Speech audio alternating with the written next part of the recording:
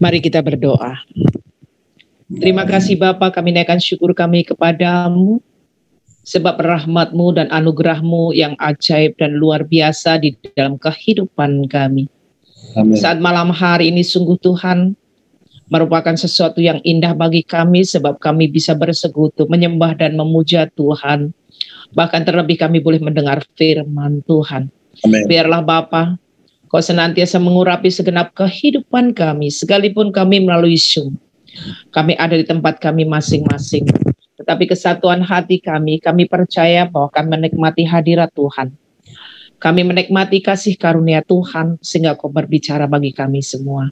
Terima kasih Bapa, berfirman bagi kami siap mendengarkannya. Baik yang berbicara dan yang mendengar, kami percaya bahwa Tuhan yang memberkati kami pengurapan, pewahyuan, sehingga kami boleh mengerti dan memahami setiap firman yang Kau perdengarkan di dalam kehidupan ini.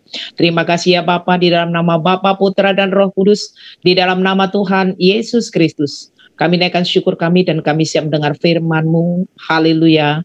Amin. Shalom. Apakah suara saya bisa baik-baik aja? Baik-baik saja Ibu. Puji Tuhan, hari ini saya bersyukur sebab saya diberikan kesempatan. Terima kasih banyak tuh Pak Hari, Pak Roni, dan Pak Situmeang ya, Pak Makmur Situmeang. Dan saya yakin dan percaya bukan suatu kebetulan saya ada di tengah-tengah kita semua pada hari ini. Saya memberikan tema khotbah pada hari ini ada di 2 Petrus 3 ayat 18 yang mengatakan bahwa tetapi bertumbuhlah dalam kasih karunia dan dalam pengenalan akan Tuhan dan Juru Selamat kita, Yesus Kristus. Baginya kemuliaan sekarang dan sampai selama-lamanya. Itu adalah tema yang saya berikan kepada Pak Hari waktu saya dihubungin. Bapak Ibu Saudara yang kekasih di dalam Tuhan Yesus Kristus, yang pertama dikatakan bertumbuhlah di dalam kasih karunia. Yang namanya bertumbuh itu adalah berkata kepada sesuatu yang hidup, ya. Karena kalau tidak hidup tidak akan pernah mengalami yang namanya pertumbuhan. Maka diingatkan pada malam hari ini bahwa setiap kita harus bertumbuh. Kita percaya kepada nama Tuhan sehingga kita diselamatkan, dan hanya oleh karena percaya kita kepada Tuhan kita memperoleh kasih karunia. Maka dari itu kalau pada malam hari ini kita diingatkan untuk bertumbuh di dalam kasih karunia. Bapak Ibu Saudara, kenapa kita harus bertumbuh? Karena kita hidup. Jika kita tidak hidup, maka kita tidak diingatkan untuk bertumbuh. Bertumbuh pun harus bermakna dan berdampak di dalam kebenaran dan kemuliaan Tuhan. Karena ada orang yang bertumbuh tapi bertumbuhnya tidak mempermuliakan nama Tuhan. Tetapi hari ini mari kita belajar bersama-sama bahwa kita harus bertumbuh untuk mempermuliakan nama Tuhan. Dan pertumbuhan dalam kehidupan rohani kita memang dituntut setiap saat, setiap hari untuk kita memperhatikannya. Ya, kebanyakan kita terkecoh dengan situasi dan keadaan kita dengan kehidupan ini.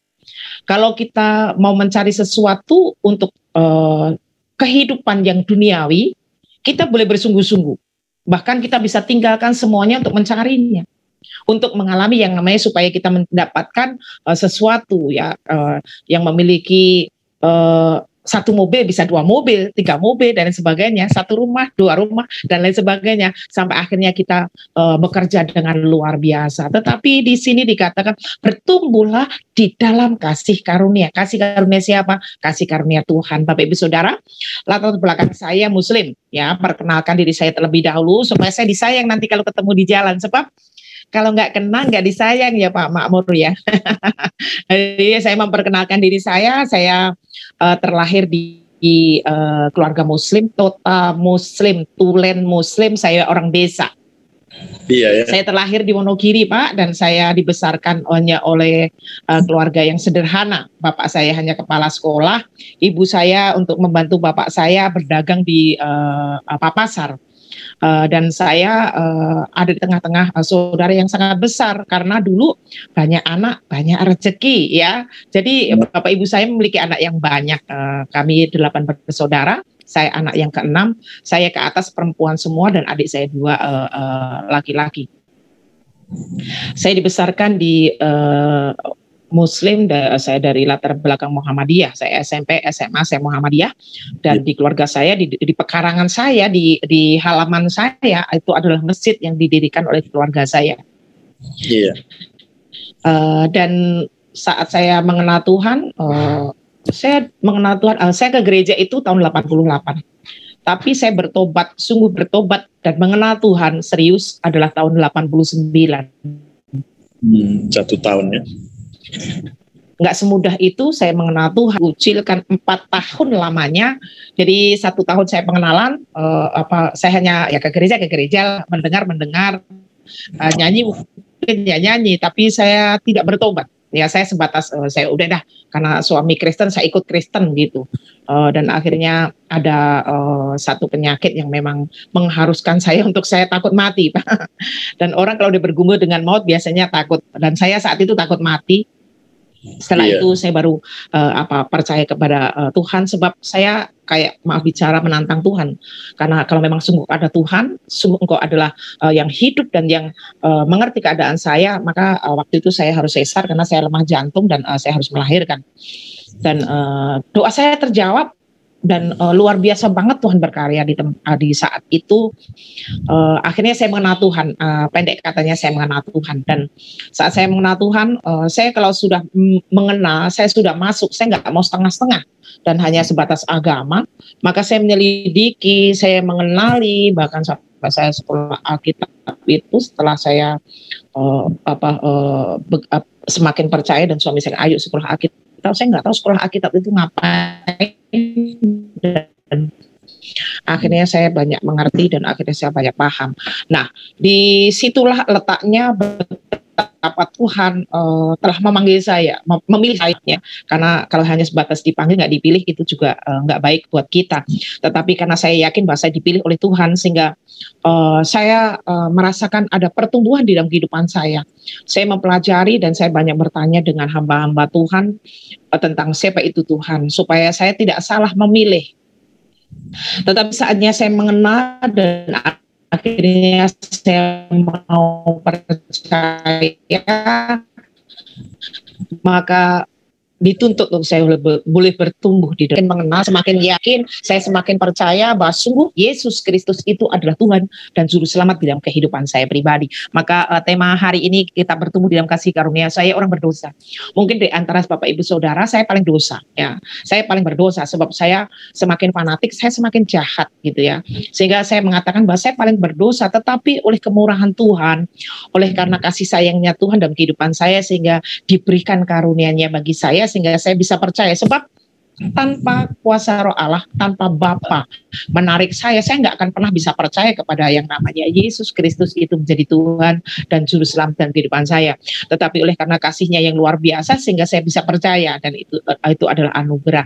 Maka dituntutlah saya harus bertumbuh di dalam pengenalan saya kepada Tuhan.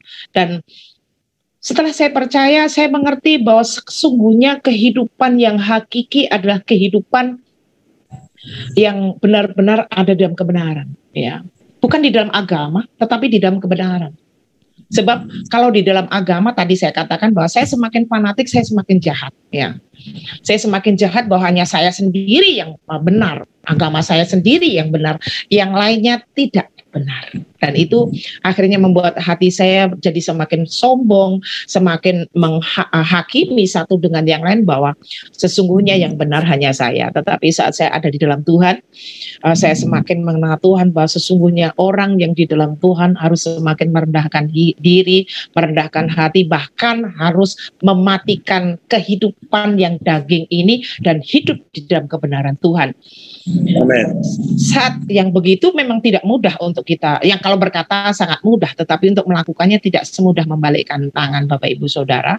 Tetapi kita harus ada di dalamnya. Sebab kalau suatu tanaman tidak mati terlebih dahulu, tidak akan pernah bisa bertumbuh. Ya, harus mati dulu. Biji mati ditanam baru bisa tumbuh. Tetapi kalau biji masih hidup ditanam pasti busuk. Ya, maka kalau daging kita masih hidup lalu ditanam di dalam itu nggak akan tumbuh, tapi malah busuk. Ya, akhirnya hidupnya tidak berkenan kepada Tuhan. Harus mematikan daging dan akhirnya ditanam di dalam Tuhan dan akhirnya bisa bertumbuh. Pertumbuhan itu pun memerlukan perjuangan. Ya, saya ngikutin beberapa kali di webinar ini. Sesungguhnya keselamatan memang harus dikerjakan. Walaupun banyak orang mengatakan sekali selamat tetap selamat, gitu ya. Tetapi kalau sekali selamat tetap selamat, wah enak sekali ya, gitu. Jadi kita tetap leluasa melakukan yang kita kehendaki. Tetapi Tuhan memiliki peraturan dan aturan. Hiduplah benar, hiduplah kudus adanya. Daging ini untuk melakukan kebenaran perlu perjuangan, jadi perlu dikerjakan. Maka dari itu saat saya memilih tema bertumbuh dalam kasih karunia Tuhan tidak ada keselamatan, tetapi bertumbuh juga di dalam pengenalan. Ya, di sini kalau namanya timbul kehidupan, yang namanya bertumbuh itu sesuatu yang timbul. Biji ditanam, karena tumbuh maka timbul keluar. Ya, setelah timbul keluar, tidak aja sebatas timbul keluar, tapi akan harus semakin tumbuh besar. Sudah semakin tumbuh besar, tidak hanya bertumbuh besar, tetapi semakin menjadi besar, dan akhirnya berbuah. Nah, di dalam kehidupan kita harus menjadi yang demikian. Ya, kita ditanam oleh Tuhan dimanapun kita ditanam. Ya, dalam keadaan apapun, kondisi apapun. Kalau sudah ditanam menjadi tanamannya Tuhan, maka sesungguhnya yang bertanggung jawab untuk pertumbuhan kita adalah Tuhan. Jika sungguh kita di dalam Tuhan itu. Tapi kalau kita di luar Tuhan, pertumbuhan kita pasti juga akan menjadi hal yang lain. Karena yang tumbuh itu tidak hanya ada ilalang, ada gandum ya. Gandum dan ilalang bisa tumbuh bersama ya. Nah, kita mau tumbuh terhimpit oleh ilalang itu lalu kita menjadi menderita, atau kita tetap bertumbuh menjadi dewasa, dan akhirnya ilalang pun akan hilang dengan sendiri karena kita bertumbuh semakin menjadi besar. Nah, itu keinginan Tuhan di dalam kehidupan kita, berarti memerlukan perjuangan, memerlukan untuk tindakan untuk kita melakukan. Maka saya senang sekali ikut webinar dan saya kalau nggak melakukan pelayanan yang lain, saya pasti ikut tadi webinar ini. Maka kehidupan yang bertambah besar, kehidupan yang bertumbuh menjadi dewasa, dan akhirnya kita berbuah, dan itu yang dikehendaki Tuhan. Sebab sekalipun kita sudah berbuah, pasti dituntut lagi. Ya, berbuah yang bermakna, berbuah yang berkenan, berbuah yang berdampak. Ya, bagi banyak orang, karena Tuhan pilih kita dari sekian banyak orang, dari kegelapan menuju kepada terangnya yang ajaib untuk menjadi terang. Ya, terang itu pasti sebuah lilin ya. Lilin itu mungkin akan habis ya. Tetapi ya, lilin itu cahayanya sekalipun sebentar, cahayanya itu akan menyinari dan berguna bagi banyak orang. Nah, Tuhan menginginkan kehidupan kita yang demikian. Maka dari itu Bapak Ibu Saudara, mari kita sama-sama memahami bahwa kasih karunia Tuhan yang telah diberikan di dalam kehidupan kita itu benar-benar kita harus mempertahankannya sampai benar-benar kita bertumbuh dan menjadi sempurna seperti Bapa yang dikehendakinya. Dan kuasa Tuhan yang telah diberikan, karena di dalam Yohanes 1 ayat 12 bahwa semua orang yang percaya diberi kuasa untuk menjadi anak-anaknya Tuhan, anak-anaknya Allah. Nah, kalau kita diberikan kuasa, maka harus kita praktekkan kuasa Tuhan itu di dalam kehidupan kita. Suatu kehidupan yang harus bertambah besar dan sampai kepada kesempurnaan, dan kuasa Allah yang senantiasa menyertai hidup kita, dan kita sungguh harus melakukan kehendaknya Tuhan di dalam kebenaran itu. Di dalam dunia, di tengah-tengah himpitan dunia ini, untuk berbicara begitu sangat mudah, tetapi untuk melakukannya perlu sekali yang namanya penyangkalan diri. Ya, penyangkalan diri. Sebab apa? Kenapa sih kita harus hidup di dalam kebenaran? Ya, kenapa? Bukankah keselamatan itu kasih karunia? Kenapa kita harus tetap hidup dalam kebenaran? Kenapa kita harus melakukan kebenaran? Sebab kalau di dalam Yesaya 32 ayat 17 mengatakan begini. Yesaya 32 ayat 17 saya akan bacakannya. Di mana ada kebenaran, di situ akan tumbuh damai sejahtera. Ya. Di mana ada kebenaran, itu akan tumbuh damai sejahtera. Sebenarnya kita melakukan, Tuhan menginginkan kita hidup dan melakukan kebenaran supaya kita damai sejahtera. Ya, supaya kita mengalami yang namanya damai dan sejahtera. Nah, itu kan luar biasa. Maka Tuhan berfirman bahwa sesungguhnya kalau kita termasuk orang-orang yang hidup, maka kita diberikan sesuatu pengharapan di dalam kehidupan kita. Itu terdapat di dalam Pengkhotbah 9 ayat 4. Dan kalau pengharapan itu ada dalam kehidupan kita, maka kita tidak terkecoh dengan situasi dan keadaan kita. Sebab terutama pada hari-hari ini ya, situasi yang memang tidak baik ya, kita di tengah-tengah bencana COVID. Tetapi di tengah-tengah bencana COVID itu, orang yang percaya kepada nama Tuhan, maka dia akan menjadi berbeda. Tidak akan mengalami yang namanya ketakutan. Saya sendiri pernah mengalami yang terkena COVID, bahkan COVID yang memang sangat menakutkan ya, tetapi anugerah Tuhan memberikan kepada saya untuk diberikan kesempatan untuk saya pulih total, dan pulihnya pun sangat cepat ya, karena saya memang melayani jemaat yang banyak gembalanya nggak mau ngubur orang yang COVID ya, tetapi saya laksanakan sebab bagi saya hidup adalah Kristus, mati adalah keuntungan. Jadi kalau memang saya mati karena itu, ya puji Tuhan. Apalagi kalau melayani di tengah-tengah mati di tengah-tengah pelayanan dan saya tetap ada eksis dalam kebenaran. Wah, itu keinginan saya gitu ya. Jadi jangan pernah ditakutkan, karena iman yakin kita harus bertumbuh sampai sedemikian. Roh Tuhan, Roh Kudus tidak memberikan kepada kita roh ketakutan untuk melakukan apapun di mana ada kebenaran, tetapi melakukan kebenaran dengan berani. Maka sekalipun kita di kondisi apapun, tetap yakin pengharapan kita kepada Tuhan yang hidup ya. Tuhan yang membawa kita kepada keselamatan yang ajaib. Sebab apa? Kita yakin bahwa setiap kita pasti memiliki latar belakang yang berbeda-beda ya. Orang sejahat kita, tapi dianugerahi kasih karunia sehingga kita diselamatkan. Itu berkat yang sangat amat luar biasa bagi kita ya. Kalau kita terima uang kayak Pak Makmur Situmeang ini, terima uang setiau aja ya Pak ya, 1 juta. Rasa bahagianya kayak apa ya Pak ya? Rasa bahagia di dalam wajah kita nggak akan bisa disembunyikan ya. Maka dari itu, orang yang percaya kepada Tuhan, yang tidak digoyahkan dengan situasi dan keadaannya, bertumbuh di dalam kebenaran sampai menjadi dewasa, akan terlihat di dalam kehidupannya. Tidak perlu kita mengatakan bahwa aku dewasa rohani, kita semua orang di lingkungan hidup kita, mereka akan merasakan kehidupan kita yang semakin bertumbuh di dalam Tuhan. Maka mari sama-sama hari ini kita menjadi orang yang termasuk orang yang hidup ya. Orang yang mau bertumbuh adalah orang yang hidup.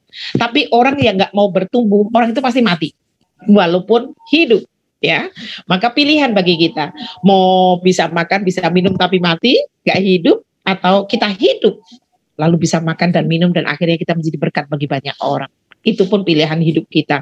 Dan setelah kita sudah disuruh bertumbuh di dalam kasih karunia, Tuhan menginginkan kita mengenali Tuhan ya, mengenali Tuhan. Karena kalau Bapak Ibu Saudara nggak mengenal, bagaimana kita bisa percaya? Bagaimana kita bisa memiliki pengharapan yang kuat, yang teguh ya? Mengenali Tuhan itu perlu setiap saat, setiap hari. Tidak hanya kita belajar Ibrani ditulis siapa, apa, tahun apa dan sebagainya. Tidak hanya demikian, tapi mengenali pribadi Tuhan dalam kehidupan pribadi kita. Sebab kalau kita mengenal pribadinya Tuhan, Tuhan itu sanggup seperti apa, kuasanya sampai seberapa dahsyat, Tuhan tuh yang kayak apa, maka kita akan menjadi semakin kita mengenal, semakin kita mengerti, hidup ini akan menjadi semakin nyaman ya, semakin aman. Bahwa kita di dalam Tuhan, Tuhan yang mampu melakukan segala perkara, bukan Tuhan yang kuasanya terbatas, bukan Tuhan yang hanya bisa melakukan ini itu yang terbatas, tetapi Dia Tuhan yang tidak terbatas. Maka kalau kita mengerti, mengenal, maka kita tidak akan pernah menjadi takut dengan hal apapun ya. Kelaparan, penderitaan, sakit penyakit nggak akan pernah kita takuti, sebab itu tidak akan pernah bisa memisahkan kasih-Nya Tuhan yang sempurna di dalam kehidupan kita, terutama hari-hari ini. Mari kita proklamirkan bahwa Tuhan ada dalam kehidupan kita, dan supaya Tuhan dimuliakan melalui kehidupan kita. Sebab kalau di dalam Roma 5 ayat 5, pengharapan tidak mengecewakan. Nah, karena kasih Allah telah apa? Dicurahkan bagi kita. Kalau pengharapan tidak mengecewakan, maka semakinlah kenali Tuhan, supaya pengharapan kita semakin kuat. Saya nggak begitu mengenal Bapak Makmur Situmeang, Pak Hari, Pak Roni, sebab kami baru kenal. Tetapi kalau saya sudah mengenal, betapa luar biasanya, Pak Makmur Situmeang itu yang kayak apa, maka akan semakin menjadi, yes, dia the best, ya. Dia luar biasa, sehingga segala macam apa, mungkin kita bisa semakin menjadi menjadi lebih dan menjadi lebih, ya. Itu yang diinginkan Tuhan di dalam kehidupan kita, sebab pengharapan yang tidak mengecewakan itu harus kita miliki, sebab hari-hari ini bukan hari-hari yang semakin baik, ya. Diciptakan Tuhan hari memang baik, tapi kondisi dan keadaan memang tidak akan menjadi semakin baik, dan Tuhan telah memberitahukannya. Dan kalau Tuhan memberitahukannya kepada anak-anaknya, seperti kata Bapak Pendeta Roni, bahwa Tuhan memberitahu tidak sulit, sesuatu yang sulit yang dicerna oleh umatnya, tetapi sesuatu yang indah, sesuatu yang mudah dicerna oleh umatnya, supaya umatnya jadi paham betul. Jadi akhirnya tidak merekayasa kembali. Nah, Tuhan kita Tuhan yang baik, dan Dia telah menyatakannya bagi kita oleh karena kuasa Roh Kudus-Nya. Maka hari-hari yang tidak baik ini, mari kita pergunakan sungguh-sungguh, lebih sungguh-sungguh lagi. Kalau selama ini sudah sungguh-sungguh, mari kita lebih lagi. Kalau porsi kita sudah 3, mari kita lebih lagi. Kita lipat gandakan menjadi 6, ya. Sebab kalau kita melakukan itu dengan sungguh, maka Dialah Sang Pemberi Karunia. Dia akan menyatakannya bagi kita. Bukan karena kita hebat, bukan karena kita lebih dari yang lain, ya, tetapi karena kasih karunia itu tersendiri dalam kehidupan kita. Roh Kudus yang telah dicurahkan itu, yang telah menyertai di dalam setiap kehidupan. Roh itu yang akan memberikan pertumbuhan hidup kita. Roh itu yang akan membawa kita untuk ke pengenalan kita kepada Tuhan. Roh itu juga yang akan membantu kita saat sungguh-sungguh kita tidak menjadi paham dan menjadi tahu. Sehingga kita akan semakin menjadi paham, semakin akan menjadi tahu, sehingga kita boleh semakin bermegah di dalam panggilan Tuhan. Kita boleh semakin bermegah, menyatakan diri bahwa kita sungguh umat yang dipilih Tuhan. Bapak Ibu Saudara, sesuatu pilihan itu seharusnya kan sesuatu yang luar biasa indah, sesuatu yang the best, sesuatu yang nomor 1. Nah, kita kalau percaya dan kita bahwa kita sudah dipilih oleh Tuhan, jadikanlah memang sungguh kita dipilih Tuhan. Jangan mempermalukan nama Tuhan dengan keinginan-keinginan daging kita, ya. Dalam hal apapun, mari kita sertakan Tuhan, sebab Dia jika ada dalam kehidupan kita, yang kita tidak tahu, Tuhan akan memberitahu. Yang kita tidak paham, Tuhan akan memberikan pemahaman. Yang sungguh kita tidak mampu, Dia akan memberikan kemampuan. Dan bahkan saat kita sungguh tidak menjadi berdaya sama sekali, kekuatan yang luar biasa, miracle itu, mujizat itu menyertai segenap kehidupan kita. Maka malam hari ini biarlah segenap kehidupan Ibu semakin menjadi yakin, semakin boleh menjadi sungguh-sungguh bahwa sungguh kita dipilih oleh Tuhan. Dan kalau kita menyadari sesuatu diri ini menjadi pilihan, jadikanlah berkat bagi banyak orang, ya. Saya menggembalakan di CMC Rumah Doa di Jalan Raya Jakarta Bogor KM 49. Selama saya pelayanan, saya selalu menginginkan bahwa anak-anak saya menjadi seorang pemimpin. Ya, saya tidak pernah menjadi takut dengan wah nanti mereka jadi pemimpin lalu saya tersaingi. Tidak pernah takut tersaingi. Sebab kasih karunia Tuhan dalam kehidupan saya maupun anak-anak saya itu berbeda. Saya selalu picu, kamu harus menjadi pemimpin karena Tuhan panggil kita, pilih kita bukan menjadi ekor tapi menjadi seorang pemimpin. Jadi yang tidak bisa apa-apa menjadi saya picu untuk menjadi lebih, ya, untuk menjadi lebih dan untuk menjadi lebih. Mungkin hanya saya yang berani mengangkat seorang yang tidak teologi, ya, tidak sekolah Alkitab, saya jadikan pengerja dan saya angkat menjadi pendeta pembantu. Karena saya tahu, ya, saya mengenali anak itu, mengenali anak saya. Ya, bagaimana ketaatannya, bagaimana pertumbuhannya, bagaimana dia cara melayani itu, dan bagaimana dia untuk menjadi berkat bagi sesamanya. Sehingga saya berani, yes, kamu harus melayani, ya, kamu harus melayani.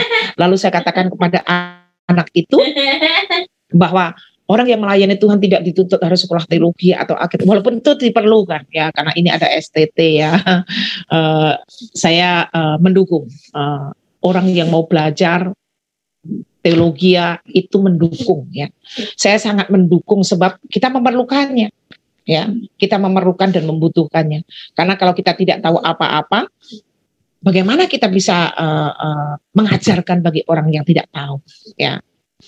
Tetapi biarlah boleh menjadi semakin semangat untuk kita boleh kan tadi dikatakan bahwa kita harus mengenal. Kalau mengenal harus dipelajari, ya. Kalau orang yang mau mengenal pasti harus dipelajari kayak apa sih sebenarnya, gitu. Pribadi Tuhan tuh yang kayak apa, gitu. Kesanggupannya sebatas apa, kita juga harus mengenali, ya. Saya nggak mengenal Bapak Ibu Saudara, dan mungkin Bapak Ibu Saudara juga nggak banyak mengenal saya, hanya mungkin beberapa yang bisa mengenali saya. Yang mengenal saya secara dalam baru tahu siapa saya, ya. Tetapi yang nggak begitu mengenal kan nggak tahu bagaimana saya, hidup saya, kayak apa saya, nggak kenal, ya. Mungkin yang dikenal cuma luarnya saja, oh ibu itu baik. Nggak ngerti judesnya saya, nggak ngerti saya saatnya marah dan lain sebagainya. Tetapi kalau semakin mengenali saya akan tahu, oh ibu itu katanya galak ya, oh ibu itu katanya sayang ya, oh ibu itu katanya baik. Dan itu yang harus kita semakin semakin pelajari di dalam kehidupan kita untuk mengenal Tuhan yang sesungguhnya, supaya dalam situasi dan keadaan kita tidak digoyahkan dengan apapun, ya. Sebab kalau kita digoyahkan, kayaknya kita nggak memiliki pengharapan tuh. Karena kalau pengharapan itu ada, orang sesulit apapun jika masih ada harapan, maka ada kekuatan yang tidak pernah bisa kita bayangkan. Dan semangat serta kekuatan yang ada itu akan membawa kita boleh semakin melekat kepada Tuhan, semakin mau mencari Tuhan, semakin mau dekat kepada Tuhan, ya. Karena ada harapan.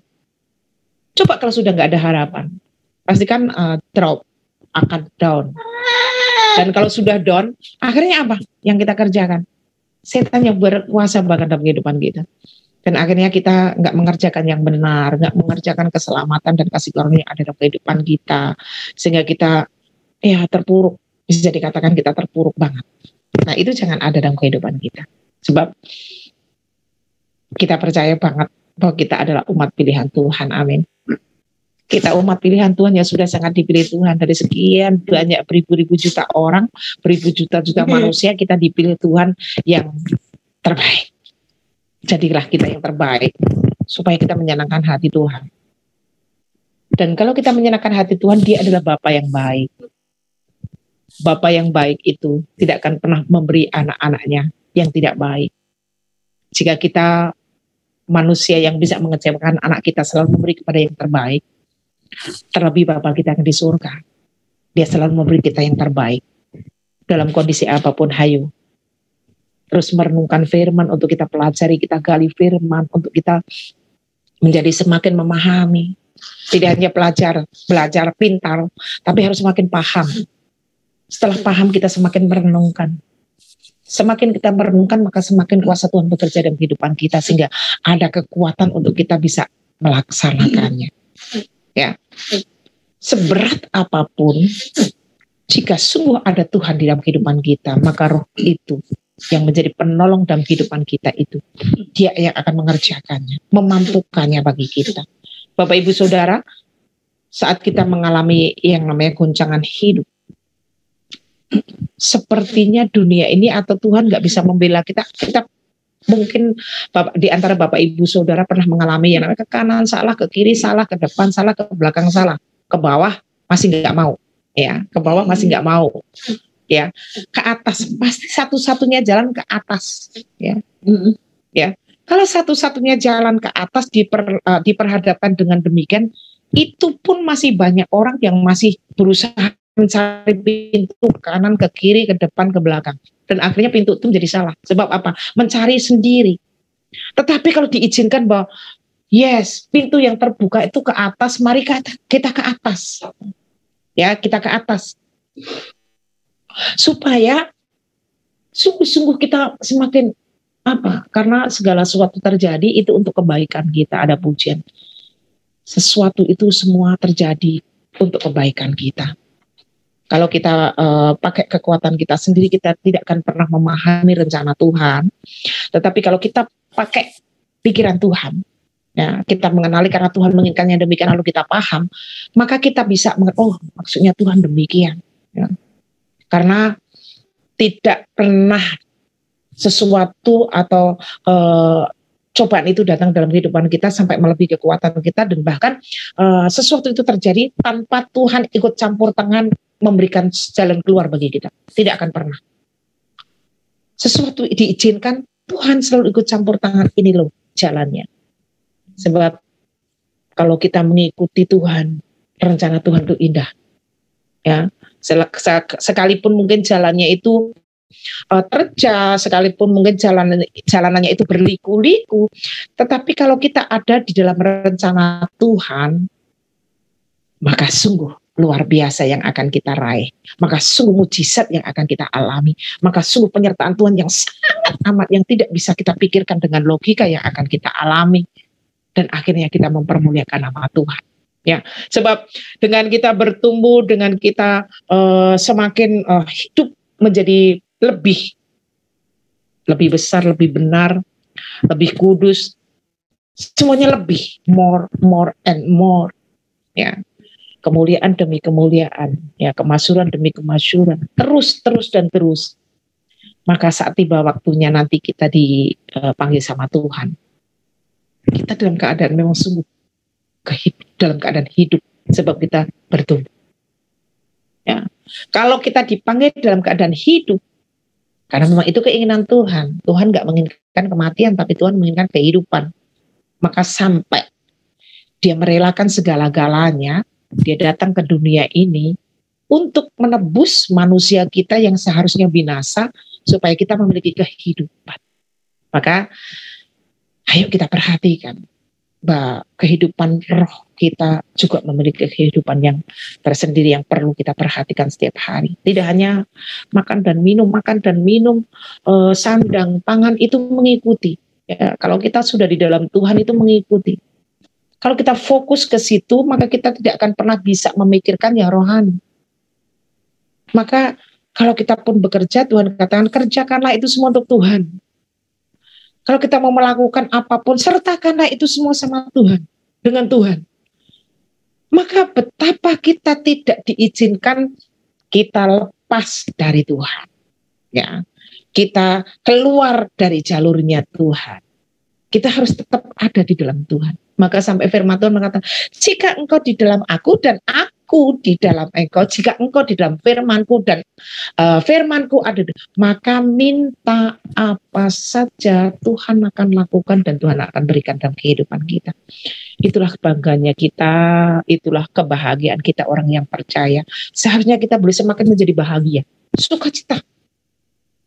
Ya, semakin kita disesah, semakin mari kita berani berjalan mengatakan bahwa Tuhan kita baik. Ya, semakin kita masuk di dalam prosesnya Tuhan, mari kita semakin bersungguh-sungguh. Ya, keyakinan semakin diperkuat, mata semakin dipertajam, telinga semakin diberikan kepekaan untuk mendengar. Karena apa? Orang yang mau sukses harus mau mengikuti proses. Ya, berlian tidak akan menjadi cemerlang menjadi berlian yang sangat mahal dan sangat indah tanpa proses itu sendiri. Ya, akan mengalami proses yang mungkin sangat menyakitkan sekalipun, tetapi endingnya sangat luar biasa. Maka dari itu, Bapak Ibu Saudara, ayo kita perhatikan itu. Ya, banyak kesulitan terjadi di mana-mana. Banyak penderitaan terjadi di mana-mana. Mereka yang memiliki harta benda yang sangat banyak pun mereka mengalami yang namanya saat ini kesulitan. Apalagi yang tidak memiliki apa-apa. Ya. Tetapi di dalam kesulitan itu sendiri, mari kita proklamirkan bahwa Tuhan ada dalam kehidupan kita. Ya, mari kita mengingatkan, mari kita menopang mereka yang lemah, kita berikan kekuatan.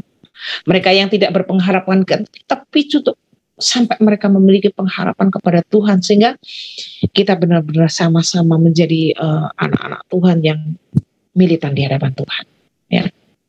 Menjadi hamba-hamba Tuhan yang tidak hanya mendirikan kerajaannya sendiri, takut ini, takut itu, dan terus menjadi otoriter dengan kepemimpinannya.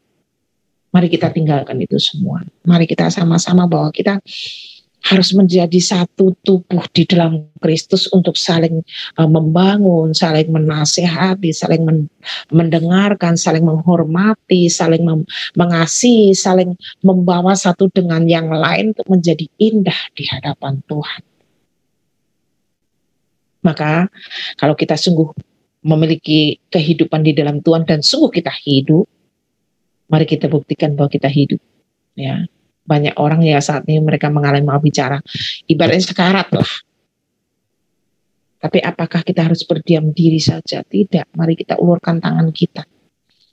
Ya, saya nggak memiliki harta benda, tapi saya memiliki doa, saya memiliki semangat, saya memiliki ayu. Saling kita mengingatkan dalam itu supaya benar bahwa kita orang-orang yang benar ini benar-benar memang hidup. Yang sudah dipilih Allah ini memang sungguh orang yang hidup. Maka dari itu hari ini mari sama-sama bahwa kita mendengar suara firman Tuhan hari ini. Mari kita tetapkan hati bahwa Tuhan memiliki ketetapan dan peraturan. Mari kita ada di dalamnya. Mari kita laksanakan dengan sungguh-sungguh. Supaya apa? Kita ini benar-benar seluruh kehidupan kita yang ada hanya mempermuliakan nama Tuhan.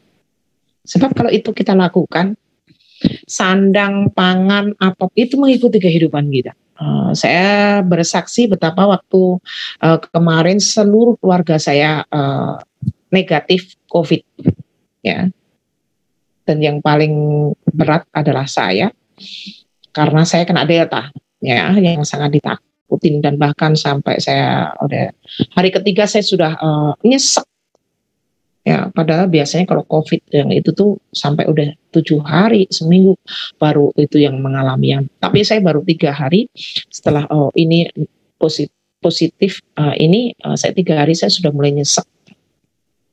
Dan sampai saya dibantu oksigen, dan oksigen waktu itu masih langka-langkanya, sampai anak-anak saya mencari sampai ke Jakarta Timur, ke Kampung Melayu, itu dapatnya sampai di situ, bahkan itu nyarinya tengah malam. Tetapi saya bersyukurnya begini, di tengah-tengah saya isoman, nggak boleh keluar, anak-anak saya juga nggak boleh keluar, karena saya ada di perumahan dan dijaga. Memang nggak boleh keluar. Secara manusia kan saya nggak pernah menyiapkan, saya akan di isoman, nggak boleh keluar atau apa. Jadi kulkas segala macam kan nggak saya penuhi dengan makanan, nggak penuhi dengan hal apapun. Tetapi puji nama Tuhan, saya di tengah-tengah masyarakat yang non Muslim, ya, masyarakat yang non Kristen maksud saya, ya, mereka kebanyakan Muslim. Tetapi di mana kehidupan kita menjadi berkat bagi tetangga kita, saat kita benar-benar genting, Tuhan bisa pakai mereka. Ya, Tuhan bisa pakai mereka. Ya, setiap hari kelimpahan saya dengan makanan, dengan obat, dengan vitamin, bahkan kayak madu-madu itu kan juga mahal-mahal. Itu terus hilir mudik, terus saya dipelihara Tuhan melalui mereka.